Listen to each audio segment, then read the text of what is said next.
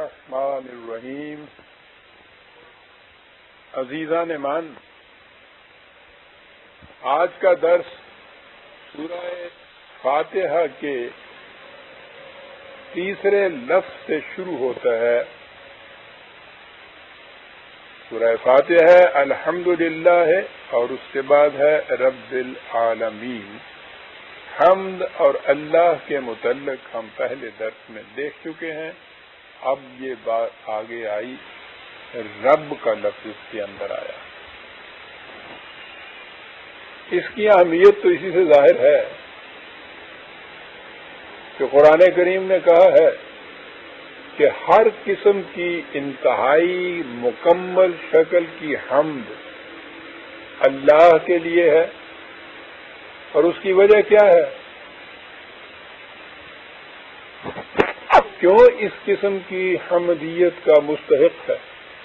اس لیے کہ وہ رب العالمین ہے.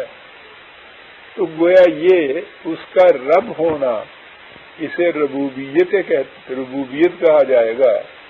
تو اس کی ربوبیت وہ بنیادی علت یا خاص ہے یا سبب ہے جس کی وجہ سے کہا گیا کہ ہر قسم کی حمدیت اسی کے لیے ہے. تو آپ اس سے اندازہ لگا لیجئے کہ یہ رب کی صفت خداوندی کتنی محیط کل ہے، کتنی وسیع ہے، کتنی گہری ہے کہ یہی بنیادی طور پر اس کی حمدیت کا باعث بنتی ہے.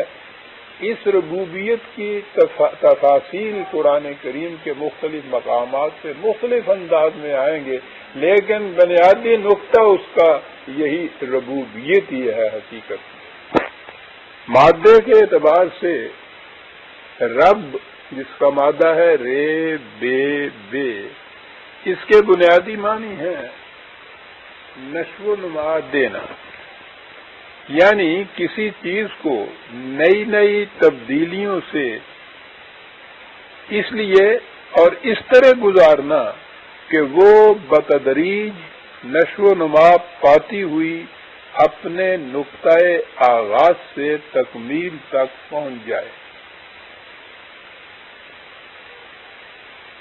یہ طریقہ نشو و نما ربوبیت کہلاتا ہے، اور اس طرح نشو و نما دینے والے کو رب کہا جاتا ہے. اس طریقے نشو و نما میں اصلاح، درستگی اور استحکام کے پہلو بھی مضمر ہوتے ہیں.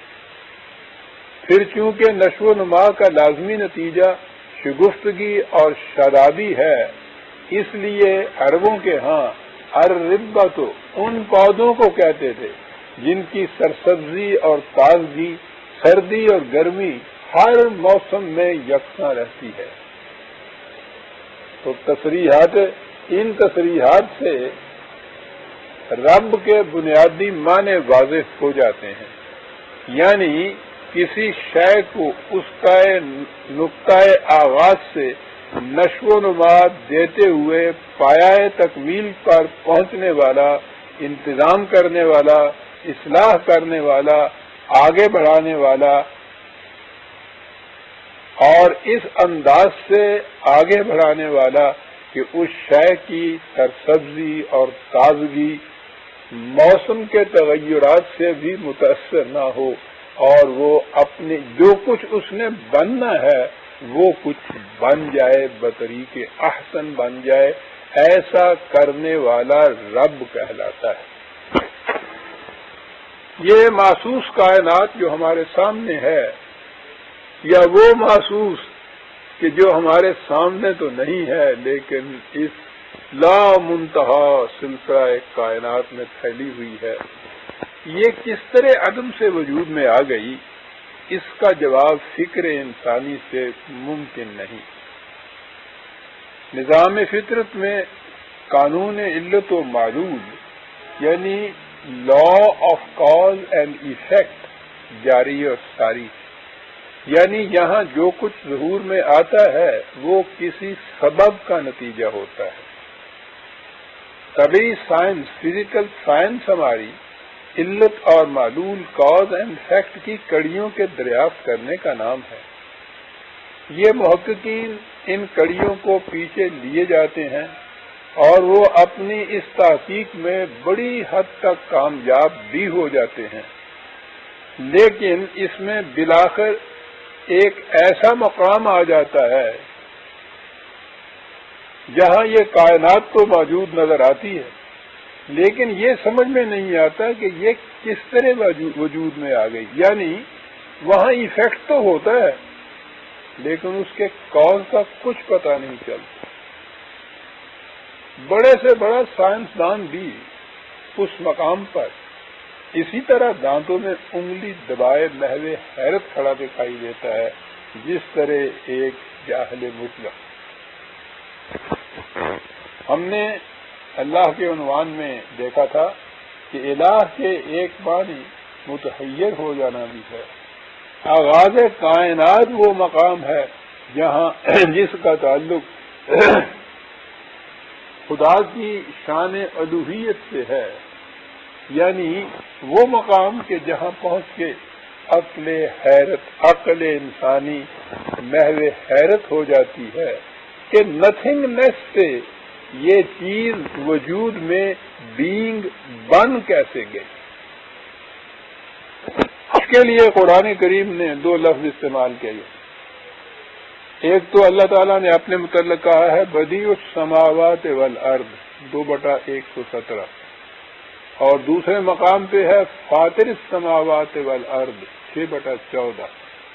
ان دونوں لفظوں کے معنی ہوتے ہیں کسی شے کو بغیر کسی سابقہ مسالے کے وجود میں لانا، علت کے بغیر معلول، کاز کے بغیر ایفیکٹ۔ آغاز کائنات وہ خدا کی اس صفت بدیع السماوات یا فاطر السماوات والارض کی مظہر ہے، اور یہ ہم کہہ ہی نہیں سکتے کہ یہ کس طرح سے وجود میں آئی۔ عالم تحیر میں ہم آج اس مقام پر ہوتے ہیں۔ یہ جو اس طرح سے شے وجود میں جب آ جاتی ہے تو اس کے لیے عربی زبان میں لفظ خلق ہے، اور اس سے پہلا جو اس کا کوئی مقام ہوتا ہے وہ مراحل ہوتے ہیں، وہ عالم امر کہلاتا ہے۔ ایک یورپین مفکر پرنجن پیٹرسن، اس نے کہا ہے کہ عربی زبان ہمارے مقابلے میں بڑی ایڈوانٹیجس پوزیشن میں ہے کہ اس کے ہاں کریشن کے لیے دو لفظ ہیں، ایک امر اور دوسرا خلق، لیکن ہمارے ہاں اس کے لیے صرف ایک ہی لفظ کریشن ہے۔ حالانکہ کریشن وہاں آئے گا جہاں کوئی شے محسوس طور پر سامنے آ جائے، لیکن اس کے محسوس طور پر سامنے آنے سے پہلے جو مراحل ہیں ان کے لیے ہماری زبان میں کوئی لفظ ہے ہی نہیں۔ یہ عربی زبان کی خصوصیت ہے اور یہ قرآن کریم کی خصوصیت ہے کہ اس نے عالم امر اور عالم خلق دو الگ الگ عالم بتائے ہیں۔ عالم امر کے متعلق یوں سمجھیے کہ جیسے کسی ایجاد کرنے والے کے ذہن میں پہلے ایک تصور آتا ہے، ایک نقشہ آتا ہے، وہ محسوس طور پہ شاید ابھی وجود میں نہیں آتی، لیکن اس کے متعلق وہ ڈیزائن، وہ ڈائریکٹیو، وہ ساری چیزیں آتی ہیں۔ لفظ امر کے معنی ہی ڈائریکشن کے ہیں۔ چنانچہ اس کے متعلق انگریزی زبان میں سمجھانے کے لیے یہ ڈائریکٹیو انرجی آف گاڈ یہ کہا جاتا ہے، جہاں وہ یہ الفاظ تو ہم انسان کے ذہن کے ہی کہہ سکتے ہیں نا، جہاں وہ اپنے ذہن میں، اپنے تصور میں اس شے کا نقشہ مرتب کرتا ہے۔ شے اصل میں وجود میں نہیں آتی، لیکن جب وہ شے وجود میں آتی ہے اس نقشے کے مطابق تو وہاں سے عالم خلق شروع ہوتا ہے۔ خلق کے معنی ہوتے ہیں جو چیزیں مسالے کے طور پہ موجود ہوں ان میں مناسب نشو و نما سے صحیح پرپورشن سے نئی نئی چیزیں بناتے چلے جانا. لفظ اخلاق ہے جس کے معنی صحیح پرپورشن کے ہیں. انسانی صلاحیتوں کا، انسانی استعداد کا صحیح پرپورشن میں ہونا.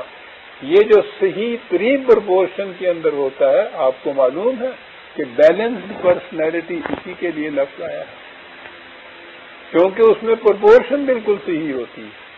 لہذا خلق کے معنی ہوتے ہیں پہلے سے موجود شے میں نئی نئی پرپورشن تناسب سے نئی نئی چیزیں وجود میں لاتے چلے جانا. یہ جو چیز ہے ابتدا میں اس شے کا صرف آپ یوں کہیے کہ میٹیریل کا موجود ہوتا ہے. مثال کے طور پر یوں سمجھیے، آپ نے کمہار کو دیکھا ہوگا، اس کا چاک بھی دیکھا ہوگا. اس کے پاس مسالہ کیا ہوتا ہے؟ گوندی ہوئی مٹی ہوتی. لیکن اس مٹی میں اس مٹی کو اس نے بنانا کیا ہے، کس کالم میں ڈھالنا ہے، کیا چیز تیار کرنی ہوتی ہے، وہ اس کے ذہن میں ہوتی. وہ پھر اس مٹی کو چاک پر رکھتا ہے اور پھر اس میں صحیح تناسب پیدا کر کے کبھی پیالہ بنا دیتا ہے، کبھی سراہی بنا دیتا ہے، کبھی سہنک بنا دیتا ہے. عجیب عجیب چیزیں اس میں سے نکلتی چلی جاتی ہیں، وہی جو مٹی کا تودا سا رکھا ہوا تھا. تو یہ جو چیز ذہن کے اندر اس کے ایک نقشہ تصور ہے کسی چیز کے بنانے کا، اس کے مطابق وہ اس میٹیریل سے یہ نئی نئی چیزیں بنائے چلا جاتا ہے. وہ جیسے کہا جاتا ہے کہ وہ بت یا معبود جس کی پرستش ہندو کرتا ہے، وہ پتھر کی چٹان کے اندر چھپے بیٹھا ہوتا ہے. یہ سنگ تراش کا ذہن ہے جو پہلے نقشہ مرتب کرتا ہے اس شے کا، اور پھر اس پتھر سے حشو و زوائد کو الگ کرتے ہوئے اس میں سے وہ حسین و جمیل ایک ایسی شے تراش دیتا ہے اور جس کے سامنے یہ اپریشیٹو مائنڈ کا یوں کہیے کہ وہ اس اپریشیٹو مائنڈ کی اپریشیٹ کرنے والے کا سر نیاز جھک جاتا ہے. وہ جو اقبال نے کہا تھا کہ کبھی ہے حقیقت منتظر نظر آ لباس مجاز میں کہ ہزاروں سجدے تڑپ رہے ہیں میری جبین نیاز میں. وہ اس شے کو کہ جو ابھی کریٹر کے مائنڈ میں ہوتی ہے، معاف رکھیے گا خدا کے لیے اب یہی لفظ ہم استعمال کر سکتے ہیں، اب کیا کریں، مجبوری ہے ہمارے زبان کی، بلکہ فہم کی، ادراک کی، شعور کی. ہمارا ذہن محدود ہے، فائنائٹ ہے، اور خدا تو انفائنائٹ ہے. انفائنائٹ کے لیے فائنائٹ الفاظ جب استعمال کریں گے تو وہ صحیح معنوں میں صحیح انداز میں اس کا مفہوم ادا نہیں کریں گے. لیکن کیا کریں ہم کہ اس کے بغیر چارہ بھی تو نہیں ہے، بنتی نہیں ہے بادہ و ساغر کہے بغیر. تو اس مٹی کے تودے کے اندر جو کچھ بننے کے امکانات ہوتے ہیں، اس کمہار کا ہاتھ اس اپنے پہلے سے ذہن میں رکھے ہوئے نقشے کے مطابق اسے بنائے چلا جاتا ہے. آپ کو معلوم ہے قرآن کریم میں اللہ تعالیٰ کی دو صفات ہیں، الباری المصور. باری کے معنی ہوتا ہے کہ کسی شے میں جو زائد چیزیں ہوں ان کو الگ الگ کرتے چلے جانا اور پھر ان کو اس تصویر کے مطابق بنا دینا جو اس کے ذہن میں ہوتی. کائنات جس شکل میں ہمیں نظر آتی ہے اس کا نقطۂ آغاز اسی قسم کا نہیں ہے. یعنی جو شاید جس شکل میں ہمیں آج نظر آتی ہے وہ شروع میں ہی اسی قسم کی نہیں تھی. یہ نہیں تھی کہ یہ ہر شے اسی شکل میں اللہ تعالیٰ نے کسی طرح پیدا کر دی. مثلا انسان جس شکل میں آج موجود ہے یہ بات نہیں تھی کہ پہلا انسان خدا نے اسی قسم کا بنا دیا. وہ جو آدم کی تخلیق کے متعلق ہمارے ہاں عام طور پر روایتیں اور قصے مشہور ہیں، وہ حقیقت نہیں ہے، وہ تورات کے دیے ہوئے قصے ہیں، قرآن کے نہیں ہیں. قرآن اسے نہیں مانتا کہ پہلے سے اسی طرح سے ایک انسان کا پتلا بنا دیا، پھر اس کی پسلی چیر کے اس میں سے ایک ہوا اس کی بیوی نے کھایا. یہ نہیں ہے.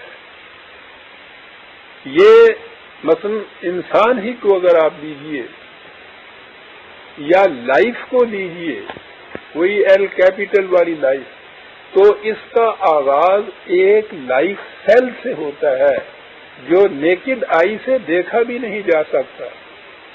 اس قسم کا وہ سیل ہوتا ہے، مائکروسکوپیکلی اسے دیکھا جا سکتا ہے.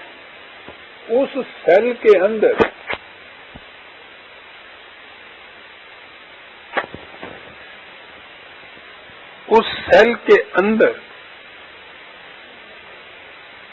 جیتا جاگتا انسان بننے کے مضمرات ہوتے ہیں، پوٹینشیلٹیز ہوتی ہیں.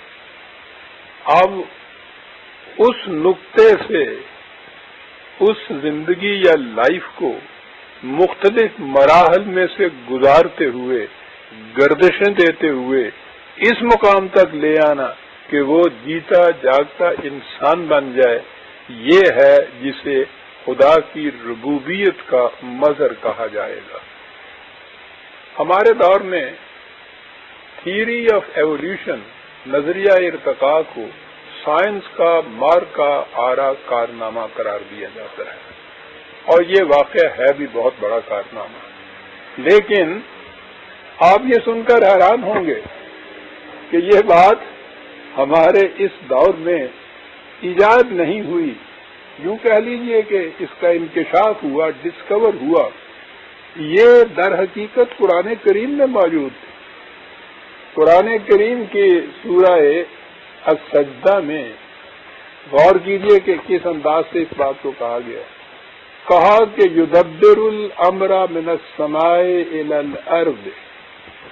اللہ تعالیٰ اپنے امر، اپنے ارادے، اپنے ڈیزائن کی ابتدا پسترین درجے سے شروع کرتا ہے. ثم یعرج الیہ، پھر وہ آہستہ آہستہ ارتقائی منازل طے کرتا ہوا اوپر اٹھتا چلا جاتا ہے. فی یوم کان مقدارہ الف سنۃ مما تعدون. ایک ایک دور میں سے گزر کے، ایک ایک مرحلے میں سے گزر کے، وہ جو تمہارے حساب و شمار سے ہزار ہزار سال کا ہوتا ہے. دوسری جگہ ہے وہ 50 ہزار سال کا ہوتا ہے. 50 ہزار سال کے ایک ایک مرحلے سے گزر کر وہ حیولہ جو ہے ابتدائی، وہ آہستہ آہستہ آگے بڑھتا چلا جاتا ہے. اور اس کے آگے ہے ذالک عالم الغیب والشہادۃ العزیز الرحیم. سبحان اللہ، یہ ہے وہ خدا. یہاں دو لفظ آئے ہیں، عالم الغیب اور الشہادت. غیب تخلیق کی وہ منزل ہے، وہ مراحل ہے جب وہ ابھی کنکریٹ شکل میں سامنے نہیں آتی، اور شہادت اس کی اگلی منزل ہے جب وہ تخلیقی شکل کے اندر انسان کے سامنے آتی ہے. اور کہا کہ یہ چیز خدا کی دو صفات کی مظہر ہے. ایک تو عزیز کے معنی ہوتا ہے جس سے کسی شے کے اوپر غلبہ اور قوت حاصل ہو، اور رحیم کے معنی ہوتا ہے جو نشو و نما دیتا ہوا اس کو آگے لے جائے. اور اس سے آگے پھر پہلے یہ کلیہ بیان کیا، یہ اصول بیان کیا، اور اس کے بعد پھر ہے کہ الذی احسن کل شیء خلقہ، کہ جس نے ہر شے کو نہایت متناسب اور حسین تری انداز میں اس کی ابتدا کی. وبدا خلق الانسان من طین، اور اسی طرح سے انسان کی تخلیق کی ابتدا ایک بے جان مادے سے کی. اور دوسرے مقام پہ ہے کہ اس بے جان مادے سے میں جب مٹی میں پانی کی آمیزش ہوئی تو پہلا لائف کا جرم یا جرثومہ وجود میں آ گیا، اور وہ پھر اس کے بعد مختلف منازل طے کرتا ہوا اس عالم بشریت کے اندر پہنچا۔ یہ تمام پروسیس جو گزرا ہے، یہ سارا پروسیس یہ خدا کی صفت ربوبیت کی بنا پر ہے، اور پھر ربوبیت بھی اس انداز کی کہ یہ نہیں ہے کہ ایک شے جس حالت میں موجود ہے وہ اسی میں موجود ہے اور اسے اسی قسم کا سامان نشو و نما چاہیے۔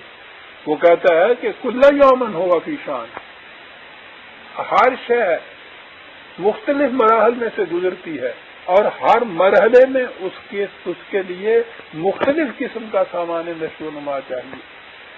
رحم مادر کے اندر نشو و نما کی اور کیفیت ہوتی ہے، اس کی تفصیل ذرا آگے چل کر آئے گی۔ اس دنیا میں جب وہ پہلا ہی سانس لیتا ہے تو یہاں ہوا کی ضرورت ہوتی ہے، اور اس کے بعد فوراً ہی اس کو پرورش کے لیے جس غذا کی ضرورت ہوتی ہے اس غذا کے چشمے اس کی پیدائش کے ساتھ ہی پھوٹ نکلتے ہیں اور اس کو وہ غذا ملتی ہے، اور اس انداز سے ملتی ہے کہ جوں جوں یہ بڑھتا چلا جاتا ہے وہ ماں کا دودھ گاڑھا ہوتا چلا جاتا ہے۔ اگر پہلے دن اس کا دودھ اتنا زیادہ گاڑھا ہو جتنا آخر میں ہوتا ہے تو بچے کا معدہ اسے ہضم نہیں کر سکتا۔ اس میں پانی کی مقدار بہت زیادہ ہوتی ہے، غذائیت بڑی کم ہوتی ہے۔ جوں جوں وہ بڑھتا چلا جاتا ہے پانی کی مقدار کم ہوتی چلی جاتی ہے، غذائیت بڑھتی چلی جاتی ہے۔ آخر میں جا کے جب وہ اناج وغیرہ کھانے کے قابل ہو جاتا ہے تو یہ سرچشمے جو ہیں دودھ کے سوکھ جاتے ہیں اور پھر وہ زمینی غذا کے اوپر آ جاتا ہے۔ عزیزان من ربوبیت، لیکن مغرب کے ایک سائنٹسٹ اور مرد مومن کے نظریہ ارتقاء کے تصور میں ایک بڑا بنیادی فرق ہے۔ مغرب کے سائنسدان انسان کی موجودہ شکل کو اس ایولیوشن کی آخری کڑی مانتے ہیں اور سمجھتے ہیں کہ اس کے بعد جب جس میں انسانی کی مشینری چلنے سے بند ہو جائے گی تو انسان کا خاتمہ ہو جائے گا، نظریہ ارتقاء ختم ہو جائے گا۔ لیکن قرآن کہتا ہے کہ نہیں، یہ جو حجولہ پہ آ کر تم دیکھتے ہو انسان کا، یہ اس کی طبعی زندگی کا ہے۔ اس کے اندر ایک شے اور بھی ہے کہ اگر اس کی نشو و نما ہوتی چلی جائے تو انسان کے جسم کی موت کے ساتھ وہ مر نہیں جاتی۔ زندگی یا وہ شے جسے انسان کی ذات یا پرسنالٹی یا خودی یا نفس کہا جاتا ہے، انسان کے جسم کے مر جانے کے بعد بھی زندہ رہتی ہے، آگے چلتی ہے، اور اس نے آگے مزید ارتقائی مراحل طے کرنے ہوتے ہیں۔ لہذا انسان کی موجودہ حیثیت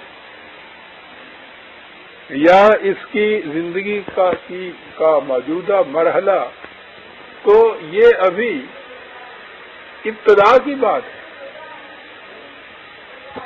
حال کے الفاظ میں کہ جہاں دیباچہ افسانہ ماں، یہ زندگی، یہ جو دنیا ہے، یہ تو ہمارے افسانے کا ابھی دیباچہ ہے۔ اصل کتاب تو اس کے بعد شروع ہونی ہے۔ اس کے لیے اقبال نے بڑے ہی لطیف پیرائے میں 2 شعروں میں بات کہی ہے، اور واضح رہے کہ اقبال کو اللہ تعالیٰ نے یہ خصوصی نعمت عطا کی تھی کہ وہ قرآن کریم کے حقائق پہ گہری نظر رکھتے تھے، اور اس کے بعد اس کے بیان کرنے کے لیے اتنا حسین انداز انہیں عطا کیا تھا کہ اس کی مثال نہیں ملتی۔ شعریت کے بھی انتہا پہ پہنچتے تھے، اور وہ شعریت محض شاعری نہیں ہوتی تھی بلکہ قرآنی حقائق کو نہایت حسین انداز میں پیش کرنے کا انداز ہوتا تھا۔ ذرا اسی چیز کو لیجیے کہ یہ جو موجودہ انسان کی حیثیت ہے، یہ اس کی مکمل ترین آخری شکل نہیں ہے، بلکہ خدا کے عالم امر یا اس کے تصور یا اس کے ڈیزائن میں جس قسم کا یہ انسان تھا، یہ ابھی تو اس میں یہ پہلو بدل رہا ہے جسے کہا جاتا ہے۔ ذرا شعر سنیے۔ ہاں لیکن مشکل میری یہ ہے کہ شعر تو اس کے فارسی میں ہوتے ہیں زیادہ اشعار، اور فارسی تو ایک طرف، اب تو ہمارا دور ایسا آ گیا ہے کہ اردو زبان کے متعلق بھی کہا جاتا ہے کہ صاحب اس کو ٹرانسلیشن کر کے بتا دیجیے. لیکن بہرحال شعر تو اپنی زبان میں شعر ہوتا ہے. کہتے ہیں کہ یکے در مانیے آدم نگر از منچے میں پرسی، ذرا لفظ آدم کے معنوں پر غور کرو، مجھ سے تم کیا پوچھتے ہو. آدم کے ایک معنی ہوتے ہیں گوندھی ہوئی مٹی، وہی کمہار کے پاس جو چاک کے پاس رکھی ہوئی ہوتی ہے. کہا اس اعتبار سے ذرا دیکھو یہ تو ابھی گوندھی ہوئی مٹی ہے. ہنوز اندر طبیعت میں خلد موضوع شود روزے، ابھی تو یہ خالق کائنات یا انسان کا جو خالق ہے، خدا ہے، رب ہے، یہ ابھی تو اس کے تصور میں، اس کے قلب کے اندر پہلو بدل رہا ہے، ابھی یہ موضوع نہیں ہوا. موضوع مصرع، اس میں ایک چیز اور قابل غور ہے. شاعر کے ذہن میں ایک خیال آتا ہے، ایک مضمون آتا ہے، وہ مضمون اس کے ذہن میں، اس کے قلب میں، اس کے دل میں، جسے کہتے ہیں پہلو بدل رہا ہوتا ہے، اور جب پہلو بدلنے کے بعد الفاظ کی شکل میں آتا ہے تو اسے مصرع موضوع کہتے ہیں. وہ کہتا ہے کہ ہنوز اندر طبیعت میں خلد، یہ موجودہ پیکر انسانی جو ہے یہ تو خالق کائنات کے قلب کے اندر ابھی پہلو بدل رہا ہے. موضوع شود روز ہے، کسی ایک دن جب یہ مصرع موضوع بنا تو اس کے بعد عزیزان ایمان جو کچھ کہا ہے اقبال ہی کہہ سکتا تھا. کہا ہے موضوع شود این پیش پا افتادہ مضمون، اس وقت یہ مضمون تو بڑا پیش پا افتادہ نظر آتا ہے، کچھ اہمیت ہی نہیں نظر آتی. جب یہ موضوع ہو گیا ایک دن تو اس کے بعد کیا ہوگا کہ یزدر دل از تاثیر او پرخون شود روز ہے، کہ اور تو اور خود اس کے خالق کا دل بھی اس کی تاثیر سے خون ہو کے رہ جائے گا. اس نے تو وہاں پہنچنا ہے صاحب. یہ ہے عزیزان من ربوبیت، یہاں تک پہنچانا ہے اس نے انسان کو. اولین جرثومہ حیات سے، لائف سیل سے لے کر پیکر بشریت تک، تبھی ارتقاء انسان کے مرحلے میں آ کے اس میں ایک نئی چیز جسے ذات انسانی کہتے ہیں اس کا اضافہ. اس کے جسم کے ختم ہو جانے پر انسانی ذات کی ارتقائی منزلیں طے کرتے ہوا آگے بڑھتے چلے جانا. آگے وہ کہاں بڑھتے چلے جانا ہم اس شعور کی موجودہ سطح پر اسے سمجھ بھی نہیں سکتے. اس لیے قرآن نے اس کی زیادہ تفصیل نہیں دی ہے کہ یہ بات وہاں جا کے سمجھ میں آئے گی. لیکن ایک مسلمان کے لیے، ایک مومن کے لیے اس بات پر ایمان نہایت ضروری ہے کہ اس موت کے ساتھ انسان کا خاتمہ نہیں ہو جاتا. انسان کی زندگی آگے بھی چلتی ہے اور اس نے اگلے مراحل بھی طے کرنے ہیں. عزیزان مان، لفظ رب کے اس مفہوم کو سامنے رکھیے اور پھر سوچئے کہ کیا اس کا ترجمہ دنیا کی کسی زبان میں بھی ہو سکتا ہے. انگریزی کا کوئی سے آپ ترجمہ اٹھا لیجئے، اس کے لیے لفظ لارڈ استعمال ہوا ہے. آپ سوچئے کہ کیا لارڈ کا لفظ رب کے مفہوم کو ادا کر دیتا ہے. مفہوم ادا کرنا تو ایک طرف، معاف فرمائیے وہ تو اس سے کچھ اور الٹ جاتا ہے. رب تو وہ ہے جو اولی نقطہ حیات سے حیات زندگی کو نشو و نما دیتا ہے، وہ اوپر لیے چلے جاتا ہے. اور لارڈ کے اندر تو بات ہی کچھ تسلط کی، تغلب کی، اس چیز کی آ جاتی ہے. اصل یہ ہے کہ ہمارے ہاں یہ تمام اصطلاحات جو انگریزی ترجمے میں استعمال ہوتی ہیں یہ ببلیکل ہیں، بائبل کے الفاظ ہیں، کرسچینٹی کے تصورات ہیں. انہی تصورات کی روح سے ہمارے ہاں ان الفاظ کا انگریزی میں ترجمہ کیا جاتا ہے، خواہ وہ مغرب کے ترجمہ کرنے والے ہوں یا ہمارے ہاں کے کرنے والے، کیونکہ زبان تو ان کے ہاں بھی وہی ہوتی ہے جو مغرب میں استعمال ہوتی ہے۔ اس لیے جب اس زبان میں ترجمہ کیا جائے گا تو کرسچینٹی کے تصورات تو آ جائیں گے۔ اللہ کے لیے گاڈ کہا جائے گا تو وہ بات نہیں، فادر کہتے ہیں وہ آپ دیکھیے کہاں بات چلی گئی۔ رب کے لیے وہ لارڈ کہتے ہیں، خدا کے لیے لارڈ کا تصور یہاں نہیں آئے گا، رب کے تو بات ہی اور ہو جائے گی عزیزان مان۔ اسی طرح سے ہم آگے چل کے دیکھیں گے کہ یہ قرآن کریم کے جتنے تصورات، یہ کانسیپٹس ہیں، جب بھی ان کو انگریزی زبان کے اندر آپ منتقل کریں گے تو وہ پھول کی پتی کو مسل کے رکھ دیں گے۔ اس لیے یہ لارڈ نہیں ہے بلکہ یہ تو رب ہے، ربوبیت کی شان کو لیے ہوئے، اور ساری کائنات جو ہے اس کی شان ربوبیت کی مظہر ہے۔ اسی لیے میں جو نظام ہے اسلام کا، میں نے اس کے لیے نظام ربوبیت کی اصطلاح اپنے ہاں استعمال کی ہے، اور وہ یہی چیز ہے حقیقت میں، جیسے آگے چل کے ہم دیکھیں گے کہ خدا کے وہ جو میں نے کہا تھا کہ اللہ کے اندر اس کا اقتدار تسلیم کرنا ہے، وہ اقتدار اس لیے ہے، وہ اشیاء کے اوپر اس نے اس لیے اپنا اقتدار رکھا ہوا ہے کہ وہ کائنات کی ہر شے کی نشو و نما کرتا ہوا چلا جائے۔ وسائل زندگی پر اس کا اتنا کنٹرول ہونا چاہیے کہ وہ اپنے پروگرام کے مطابق ان اشیاء کی نشو و نما کرتا چلا جائے۔ ان اشیاء کی نشو و نما الحمدللہ رب العالمین، اور اس کے بعد یہ لفظ آیا عالمین۔ عالمین کے کیا معنی ہیں؟ یہ بھی بہت غور سے سننے کی بات ہے کہ اسی سے حمدیت کا پورا تصور ذہن میں آئے گا، ربوبیت اور ربوبیت عالمینی۔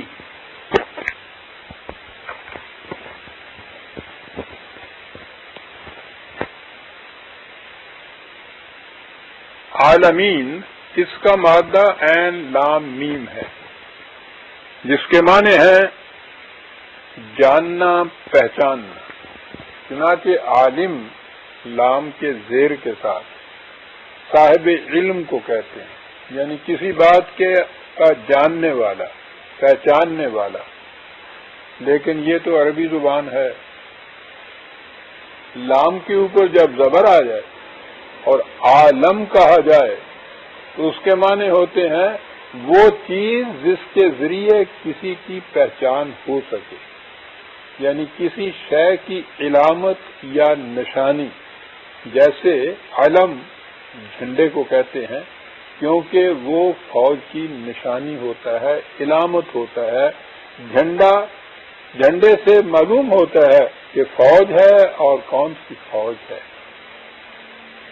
آپ رات کے وقت کسی بیابان یا جنگل سے گزر رہے ہوں جہاں کسی انسان کا سراغ تک نہ مل سکتا ہو، کہ اتنے میں دور سے آپ کو ایک ٹمٹماتا ہوا دیا نظر آئے، اس سے آپ پہچان جائیں گے کہ وہاں کوئی انسان رہتا ہے۔ وہ دیا کسی انسان کی موجودگی کی علامت یا علم بن جائے گا۔ جیسا کہ میں پہلے بتا چکا ہوں، اللہ تعالیٰ کی ذات کی کنو حقیقت انسان کے حیطہ ادراک میں نہیں آ سکتی، لیکن اس کائنات کا وجود اس امر کی علامت ہے کہ اس کا کوئی خالق ہے۔ لہذا یہ محسوس کائنات خدائے غیر مرئی و غیر محسوس کے پہچاننے کی علامت یا ذریعہ کہلائے گی۔ اس سے ایک بلیغ نقطہ ہمارے سامنے آتا ہے۔ قرآن مجید نے کائنات کو عالم کہا ہے۔ اس کے معنی یہ ہوئے کہ کائنات کا وجود مقصود بالذات نہیں، بلکہ یہ فقط ذریعہ ہے کسی کے پہچاننے کا، خود انسان کے مقام کے پہچاننے کا، اور اس سے آگے بڑھ کر اس امر کے جاننے پہچاننے کا کہ اس کائنات کا کوئی خالق ہے جس کی عظیم القدر سکیم کے تابع یہ سارا نظام سرگرم عمل ہے۔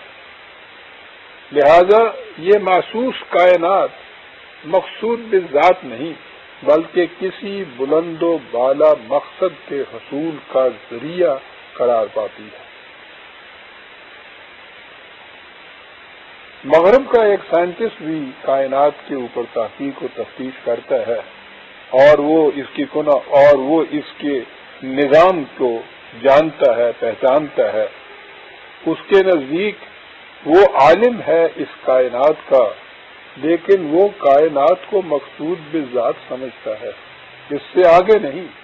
لیکن ایک مرد مومن مسلمان سائنٹسٹ جیسی سی کائنات کے اوپر تحقیق و تفتیش کرتا ہے اور وہ کسی نتیجے پہ پہنچتا ہے تو وہ یہ کہتا ہے کہ یہ جو کچھ میں نے منکشف کیا ہے یہ مقصود بالذات نہیں ہے بلکہ یہ اس سے ایک بلند اور بالا مقصد کے جاننے پہچاننے کا ذریعہ ہے۔ اس لیے یہ کائنات ایک مرد مومن کے لیے مقصود بالذات نہیں ہو سکتی۔ علامہ اقبال نے بڑے خوبصورت انداز میں یہ بات کہی ہے کہ مقام پرورش آہو نالا ہے یہ چمن، نہ سیر گل کے لیے ہے نہ آشیاں کے لیے، یہ تو فقط علامت ہے، نشانی ہے کسی بلند و بالا مقصد کی۔ وہ مقصد کیا ہے آگے چل کر سامنے آئے گا۔ یہاں لفظ عالمین آیا ہے، رب العالمین، جو عالم کی جمع ہے، لہذا اس کے معنی ہوئے کائناتیں۔ ہم تو اپنی اسی دنیا کو کائنات سمجھتے ہیں، لیکن نہ معلوم خدا کی پیدا کردہ کتنی کائناتیں ہیں۔ قرآن کے الفاظ میں کہیں زندگی سے نہیں یہ فضائیں، یہاں سینکڑوں کارواں اور بھی ہیں، اور قناعت نہ کر عالم رنگ و بو پر، چمن اور بھی آشیاں اور بھی ہیں۔ اور ایک بڑا خوبصورت شعر کہ اگر کھو گیا ایک نشیمن تو کیا غم، مقامات آہو وہاں اور بھی ہیں۔ یہ تو ہوا عالمین کہ ایک کائنات نہیں بہت سی کائنات ہیں، لیکن یہ جو ایک کائنات بھی ہم کہیں گے یونیورس، دی انٹائر یونیورس، یہ اس کا کوئی کنارہ نہیں، یہ لامتناہی سی ہے، یہ عجیب چیز ہے فائنائٹ، محدود ہے، لیکن اس کی کوئی حد نہیں ہے۔ علم الافلاک کے ماہرین، اسٹرانومی کے جاننے والے، وہ یہ بتاتے ہیں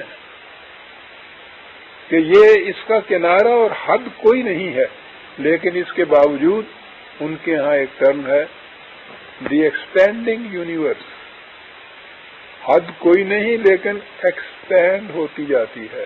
اور ان کا یہ انکشاف آج کی نئی چیز نہیں، قرآن کریم نے تو بہت پہلے کہہ دیا تھا کہ یزید فی الخلق ما یشاء 35/1، اللہ تعالیٰ اپنے قانون مشیت کے مطابق اپنی مخلوق میں اضافہ کرتا رہتا ہے۔ کیا معلوم کتنی نئی نئی کائناتیں نت نئے دن وجود میں آتی رہتی ہیں۔ مخلوق خداوندی کی اس تحیر انگیز وسعت کو پیش نظر رکھیے اور پھر اس حقیقت پر غور کیجیے کہ اس نے اپنے آپ کو رب العالمین کہا ہے، یعنی تمام کائناتوں کی ربوبیت کا ذمہ دار۔ یزید فی الخلق ما یشاء سے تو وہ خالق کا شعر یاد آ جاتا ہے کہ آرائش جمال سے فارغ نہیں ہنوز، رہتا ہے آئینہ ابھی دائم نصاب میں۔ اس تخلیق، اس مخلوق، ان کائناتوں میں نت نئے اضافے ہوتے رہتے ہیں۔ کیونکہ ہاں پھر ایک اور خصوصیت بھی تھی، وہ تو قوم ہی عجیب تھی. وہ سمجھتے تھے کہ مٹی اور پتھر کی سی جامد چیزوں میں نشو و نما نہیں ہوتی، اس لیے وہ عالم کا لفظ صرف جاندار یا ذی شعور چیزوں کے لیے بولتے تھے جن کی نشو و نما ان کی سمجھ میں آتی تھی. آج تو بہرحال سائنٹسٹ اس نتیجے میں پہنچے ہیں کہ جنہیں ہم جامد یا بے جان چیزیں کہتے ہیں، در حقیقت ان میں بھی نشو و نما ہوتی رہتی ہے، لیکن عرب یہاں تک نہیں پہنچے تھے. وہ سمجھتے تھے کہ یہ جو مٹی اور پتھر کی چیزیں ہیں وہ عالم کے زمرے میں نہیں آتی، ان کے لیے وہ عالم کا لفظ بولتے ہی نہیں تھے. اسی نہج سے وہ عالمین سے مراد دنیا کی مختلف قومیں لیتے تھے.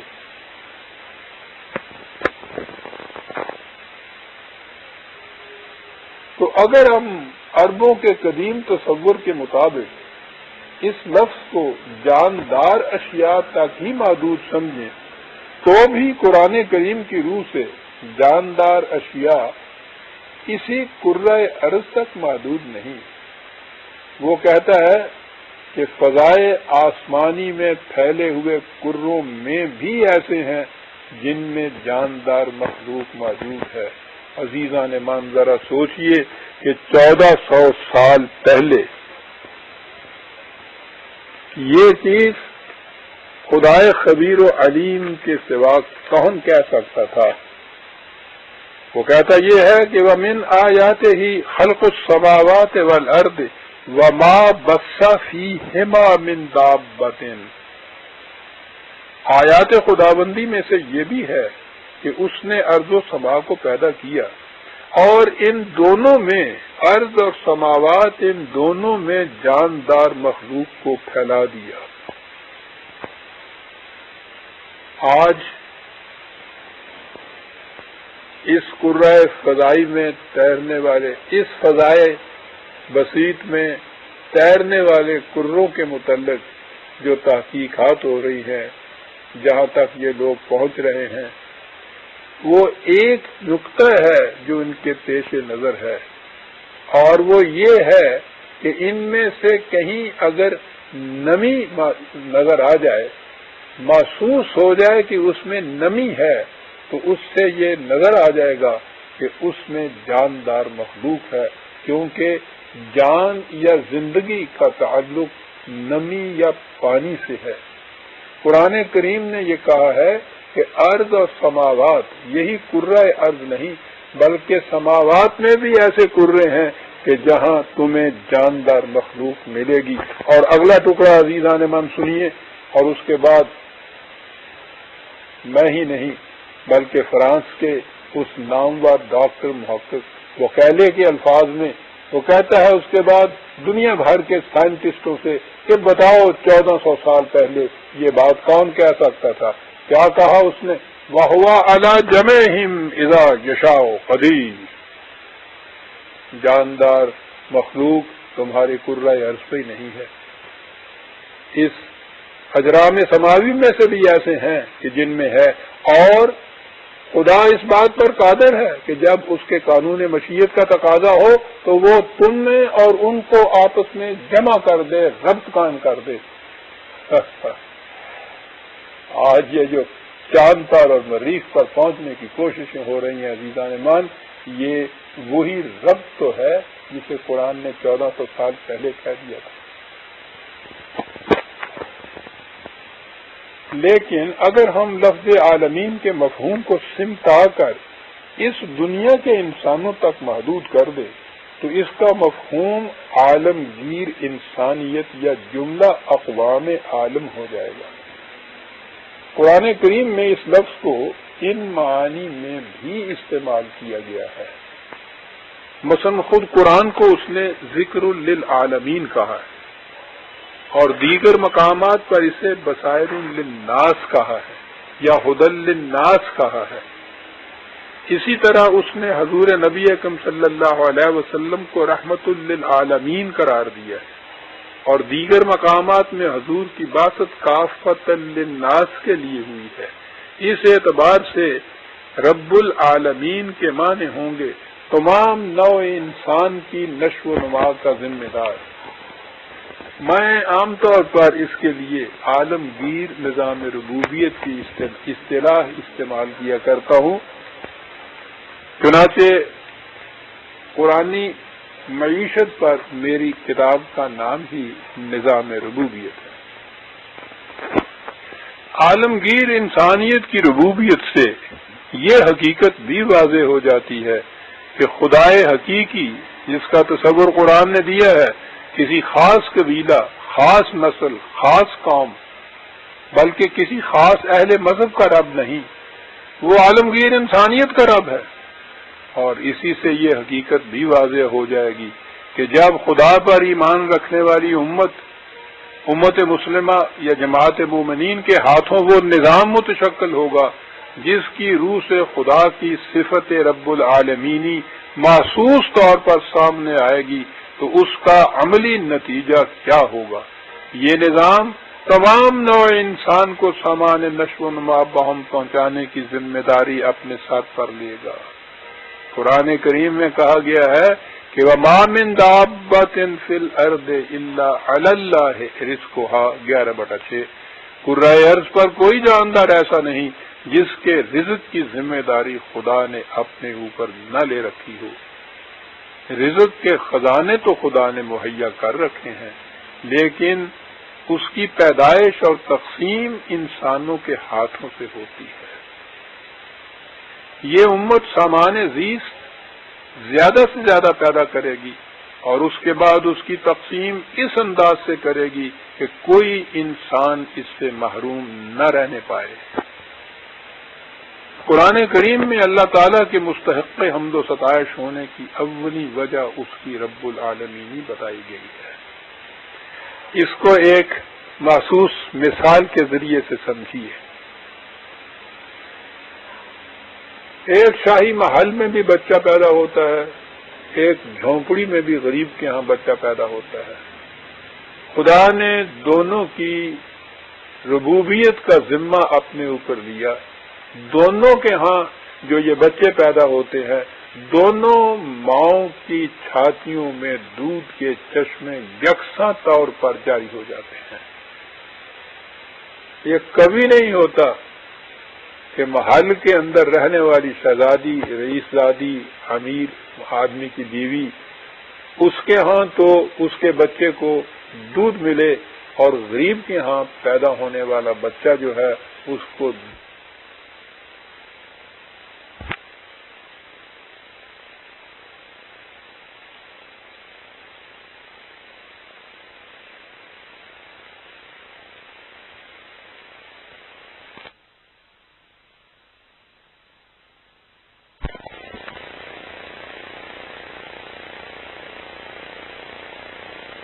خود اپنے اللہ تعالیٰ نے قرآن کریم میں کہا ہے کہ ہماری رحمت تمام اشیاء کو محیط ہے، ان پر چھائی ہوئی ہے، اور واقعی جو لفظ جو ہیں ان سے یہ بات سمجھ میں آ جاتی ہے۔ رحمان اور رحیم دونوں کا مادہ ایک ہی ہے، رے سے میم، اور یہیں سے رحم مادر آپ کے ذہن میں آ جائے گا۔ رحم کے لیے یہی لفظ ہے بنیادی طور پر۔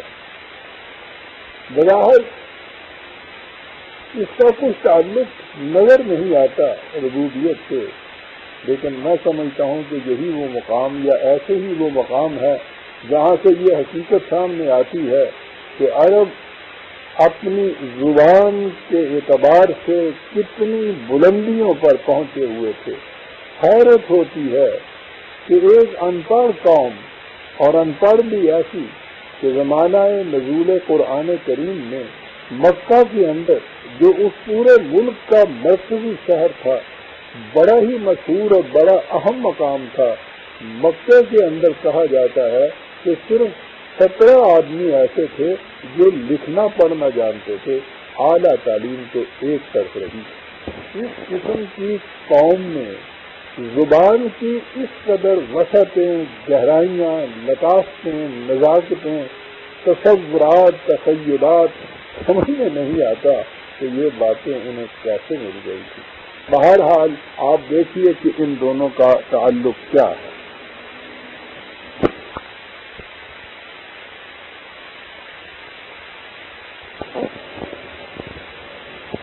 عربوں کے سامنے جب ربوبیت کا تصور آیا تو اس کو محسوس طور پر سمجھنے اور سمجھانے کے لیے انہوں نے رحم کے تصور کو سامنے رکھا۔ اب غور فرمائیے کہ اس ایک رحم یا رحم کے تصور نے بات کو کہاں سے کہاں پہنچا دی۔ رحم مادر میں جنین کی ابتدا کس طرح ہوتی ہے؟ مرد اور عورت کے جنسی اختلاط سے ایک ابتدائی لائف ہیل کا استقرار وہاں ہوتا ہے، جرثومہ غیر مرئی جو نیکڈ آئی سے نظر نہیں آتا، لیکن اس جرثومے کے اندر ایک مکمل انسان بننے کی پوٹینشیلٹی ممکنات مضمر ہوتی ہیں، چھپی ہوئی ہوتی ہیں، انسانی پیکر کی بھی اور انسانی صلاحیتوں کی بھی۔ اب اس ذرے کو، اس جرثومے کو، اس قطرے کو نشو و نما دی جانی ہے کہ جس سے وہ اس اپنے نقطۂ آغاز سے اپنے تکمیل تک پہنچ جائے اور جنین جیتا جاگتا بچہ انسانی صلاحیتوں کو دیے ہوئے دنیا میں آئے۔ تو پہلی چیز تو ربوبیت کی یہی تھی کہ اس میں نشو و نما کی یہ کیفیت پیدا ہو، اور یہ رحم مادر کے تصور سے زیادہ برجستہ بہتر موضوع تر تصور ہو نہیں سکتا۔ اب اس کے بعد آپ دیکھیے کہ رحم کے اندر جو پرورش ہوتی ہے وہ اس کی خصوصیات کیا ہوتی ہیں۔ پہلی چیز تو یہ کہ وہ جس قدر وہاں اس میں سامان نشو و نما ملتا ہے، پہلے دن سے آخری وقت تک بچے کے حالات اور اس کے تقاضے، اس کی ضروریات مختلف ہوتی چلی جاتی ہیں اور ان کے مطابق وہ تمام سامان نشو و نما ملتا ہے، ضرورت کے مطابق سامان نشو و نما۔ پھر اگلی چیز یہ کہ رحم میں اس قدر لوچ اور لچک ہوتی ہے کہ بچہ جوں جوں بڑھتا پھولتا ہے اس کے مطابق اس ہول کے اندر بھی وسعت پیدا ہوتی چلی جاتی ہے، اور وہ اتنا نرم ہوتا ہے کہ بچے کو کروٹ تک لینے میں بھی کسی قسم کی کوئی زحمت، کوئی تکلیف، کوئی مشقت نہیں ہوتی، وہ محسوس ہی نہیں کرتا۔ تو گویا نشو و نما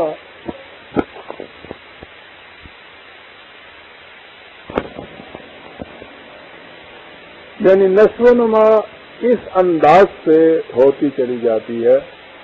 اور پھر اگلی خصوصیت یہ کہ یہ سب کچھ بچے کو بلا مزد و معاوضہ ملتا ہے، اس کا کوئی اسے صلہ نہیں دینا پڑتا، معاوضہ نہیں دینا پڑتا۔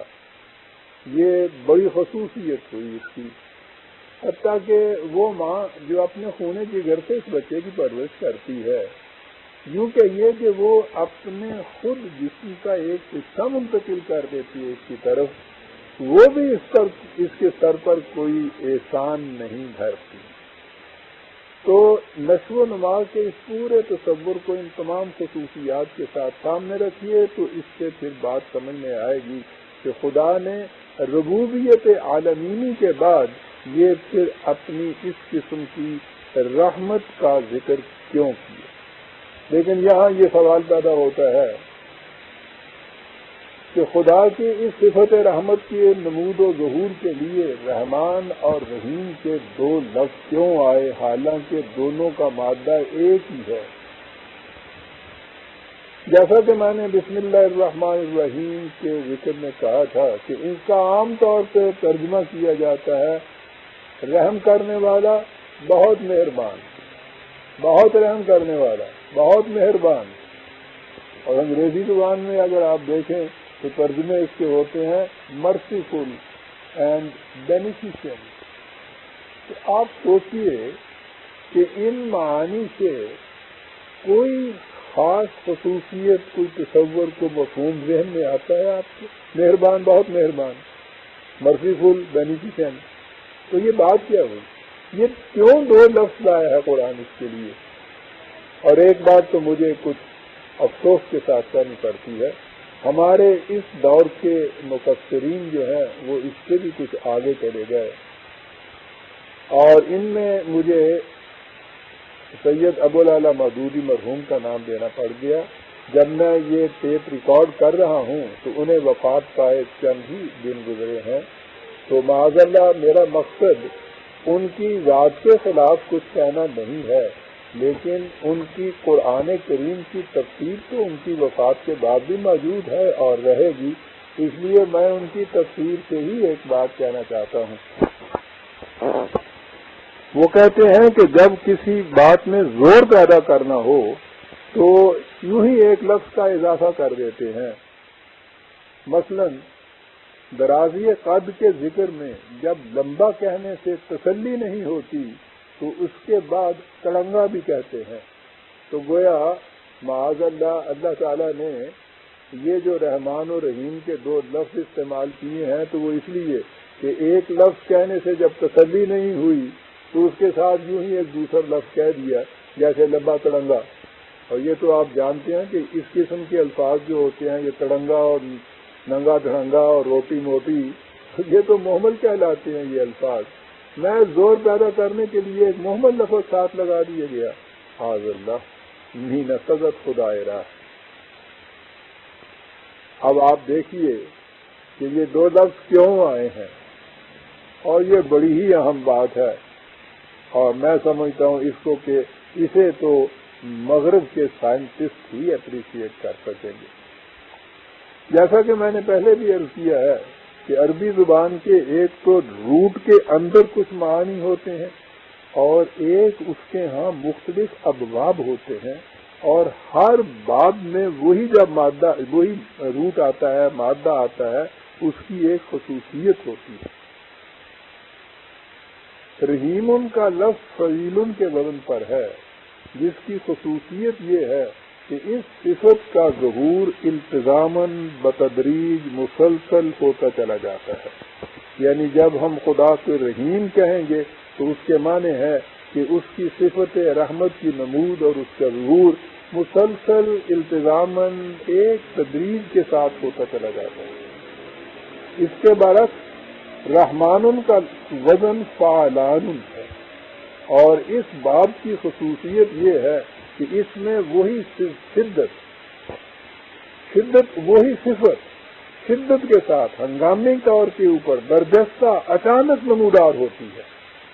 تو گویا رحیم التزاماً بتدریج اور رحمان جو ہے وہی صفت رحمت جو ہے وہ برجستہ ہنگامی طور پر شدت کے ساتھ اچانک نمودار ہوتی ہے۔ ان دونوں مفاہیم میں یہ فرق بڑے گہرے غور و فکر کا محتاج ہے۔ جیسا کہ میں نے پہلے بھی بتایا ہے، مغرب کے سائنس کے محققین اس نتیجہ پر پہنچے ہیں کہ اشیاء کائنات میں نشو و نما ارتقائی طریق سے ہو رہی ہے، یعنی وہ اپنے نقطۂ آغاز سے بتدریج نشو و نما پاتے ہوئے آگے بڑھتی چلی آتی ہیں، تاں کہ وہ منزل تکمیل تک پہنچ جاتی ہیں۔ یہ ارتقائی مراحل کڑی در کڑی مسلسل تدریجاً التزاماً طے ہوتے چلے جاتے ہیں، ان کڑیوں میں کوئی خلا یا گیپ نہیں ہوتا۔ تو یہ جو ہے سلسلہ، اس کو فعیل کے وزن پر رحیم کا جو لفظ ہے وہ اس مفہوم کو ادا کرتا ہے۔ لیکن انہی سائنٹسٹ کا کی ایک تحقیق اب یہ بھی ہے کہ بعض اوقات ایسا بھی ہوتا ہے کہ وہ شے ایک ہی جست میں مختلف کڑیاں پھاند کر ایک نئی شکل اختیار کر دیتی ہے. اسے ان کی اصطلاح میں ایمرجنٹ ایوولوشن کہتے ہیں. اس کا ترجمہ ہمارے ہاں فضائی ارتقاء کی اصطلاح ہوتا ہے، لیکن ایمرجنٹ ایوولوشن سے آپ بات سمجھ جائیں گے. یہ کس طرح ہوتا ہے اس کے متعلق یہ سائنسدان کچھ نہیں بتاتا. چنانچہ اس نظریے کا یوں کہیے کہ امام نائٹ مارگن اس نے اپنی کتاب ایمرجنٹ ایوولوشن میں لکھا ہے کہ اگر یہ پوچھا جائے کہ جس چیز کو تم ایمرجنٹ کہتے ہو وہ بالآخر ہے کیا، تو اس کا مختصر جواب یہ ہے کہ یہ ایک نئی قسم کا رابطہ ہوتا ہے. اور اگر یہ پوچھا جائے کہ یہ روابط کس اعتبار سے نئے ہوتے ہیں، تو اس کا جواب اتنا ہی ہے کہ ان کی خصوصیات کے ظہور پذیر ہونے سے پہلے ان کے متعلق کچھ نہیں کہا جا سکتا. اسی لیے ہم اسے ایمرجنٹ ایوولوشن سے تعبیر کرتے ہیں. اسی باب میں وائسکاؤنٹ سیموئل نے کہا ہے کہ علت و معلوم کی زنجیر میں بعض اوقات ایسے مستثنیات ایکسیپشنز آتے ہیں جنہیں صرف دست قدرت ہی ظہور میں لا سکتا ہے. اس کی کتاب ہے بلیف اینڈ ایکشن، اس میں اس نے یہ چیز کہی ہے. ضمناً یہ نظریہ عصر حاضر کا اکتشاف ہی نہیں، ہمارے متقدمین حکماء کے ہاں بھی اس کا ذکر ملتا ہے. مثلاً ابن مستوی ہمارے ہاں کا ایک سائنٹسٹ گزرا ہے اپنے دور کا، اس نے اپنی تصنیف الفوز الاصغر میں اس پر تفصیلی بات کی ہے. ان متقدمین کے ہاں بھی ایمرجنٹ کی روح سے پیدا ہونے والے خلا یا جست کو طفرہ کہا جاتا تھا.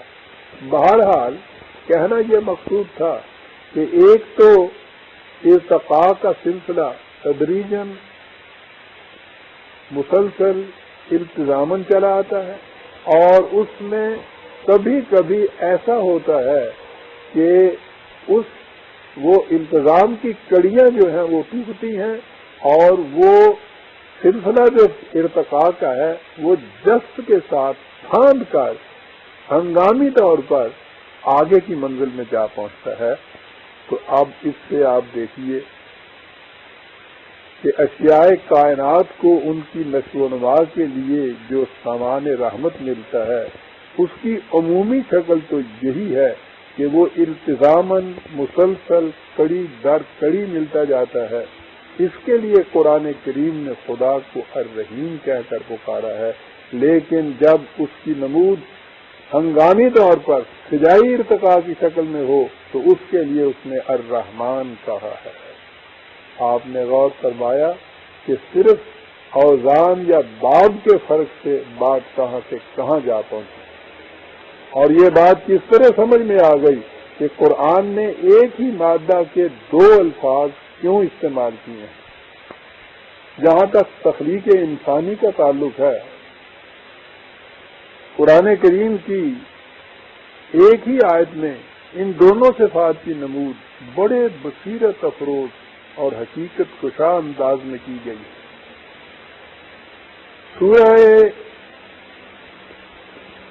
مومنون میں 23ویں سورت ہے، یہ کہا گیا ہے کہ تخلیق انسانی کی ابتدا جامد مادہ سے ہوئی، پھر رحم مادر میں حمل قرار پایا تو نطفہ تولید نے نشو و نما پانا شروع کیا. پہلے اس نے جونگ کی سی شکل اختیار کی، پھر وہ گوشت کا لوتھڑا سا بن گیا، پھر اس میں ہڈیوں کا ڈھانچہ ابھرا، پھر ان ہڈیوں پر گوشت کی تہ چڑھا دی گئی، یہاں تک طریقے تولید و نشو و نما عام حیوانوں اور انسانوں کے جنین کی صورت میں یکساں ہوتا ہے اور بتدریج عمل میں آتا ہے. یہ خدا کی صفت رحیمیت کی روح سے ہوتا ہے. اس کے بعد انسان اور حیوان میں ایک ایسا بنیادی فرق پیدا ہوتا ہے جو سابقہ کڑیوں کے ارتقاء کا طبعی نتیجہ فزیکل ریزلٹ نہیں ہوتا، وہاں یک لخت ایک تبدیلی ظہور میں آتی ہے.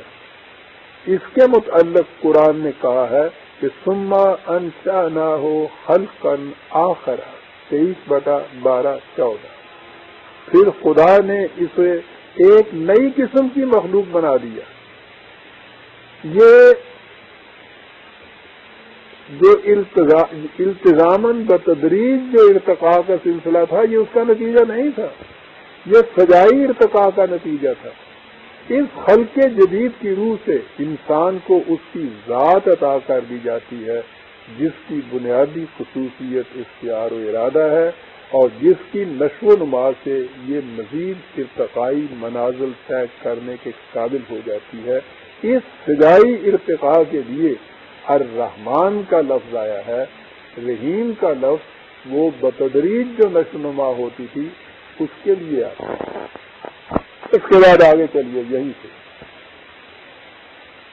انسان کے جسم کی نشو و نما تو کبھی ذرائع سے، اسباب سے ہوتی ہے، کھانے پینے سے، غذا سے، ہوا سے، لیکن اس کی ذات کی نشو و نما ان اقدار اور احکام کی پابندی سے ہوتی ہے جو خدا کی طرف سے بذریعہ وحی دیے جاتے ہیں۔ جب خدا نے اپنے متعلق کہا تھا کہ کتب ربکم علی نفسہ الرحمہ 6/54، خدا نے سامان نشو و نما یعنی رحمت کا عطا کرنا اپنے اوپر فرض قرار دے رکھا ہے، تو اس رحمت میں انسان کی طبی زندگی کی نشو و نما کے سامان کے علاوہ اس کی ذات کی نشو و نما بھی شامل تھی۔ یہاں ہمارے سامنے ایک اور گوشہ آتا ہے جو اس کی صفت رحمانیت کا خصوصی مظہر ہے۔ انسان کے متعلق ایک تو ظاہر ہے، اور جیسا قرآن کریم نے بھی کہا ہے کہ علم الانسان ما لم یعلم، انسان کے اندر علم حاصل کرنے کی صلاحیت موجود ہے۔ یہ علم مختلف طریقوں سے حاصل ہوتا ہے، مشاہدات، تجربات، مطالعہ، تعلیم، درس و تدریس وغیرہ۔ ان طریقوں سے علم بتدریج حاصل کیا جاتا ہے۔ بچہ ABC سے M تک پہنچتا ہے، اور جو انسان بھی چاہے اسے حاصل کر سکتا ہے۔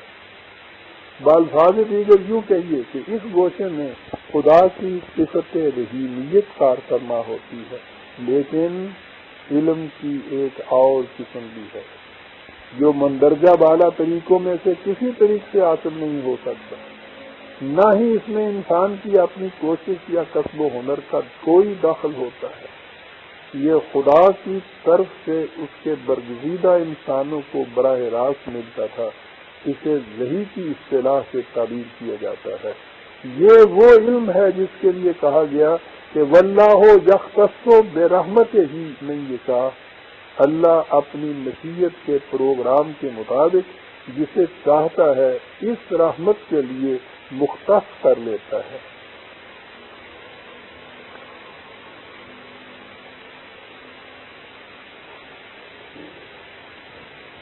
یہ حقیقت کے حصول وحی میں انسان کے اپنے کسب و ہنر کا کوئی دخل نہیں ہوتا تھا۔ اس حقیقت سے واضح ہے کہ جس برگزیدہ ہستی کو اس کے لیے منتخب اور مختص کیا جاتا تھا، اسے وحی ملنے سے ذرا بھی پہلے اس بات کا علم و احساس تک نہیں ہوتا تھا کہ اسے یہ علم عطا ہونے والا ہے۔ چنانچہ خود نبی اکرم صلی اللہ علیہ وسلم کے متعلق فرمایا کہ ما کنت تدری من کتاب ولا ایمان، تو اس سے پہلے جانتا ہی نہیں تھا کہ کتاب کسے کہتے ہیں اور ایمان کیا ہوتا ہے۔ اس سے ظاہر ہے کہ وحی کے عطا ہونے میں خدا کی صفت رحمانیت کا ظہور ہوتا تھا۔ اسی لیے اس کے متعلق کہہ دیا کہ الرحمن علم القرآن، قرآن کا علم رحمان نے عطا کیا ہے۔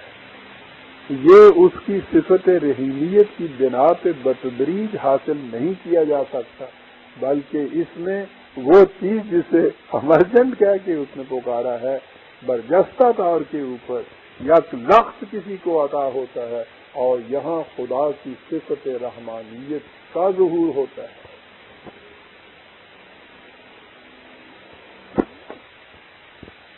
اسی بنا پر اللہ تعالیٰ نے قرآن کریم کے متعلق کہا ہے وَنُنَزِّلُ مِنَ الْقُرْآنِ مَا هُوَ شِفَاءٌ وَرَحْمَةٌ لِّلْمُؤْمِنِينَ 17/82 اسے رحمت کہا گیا،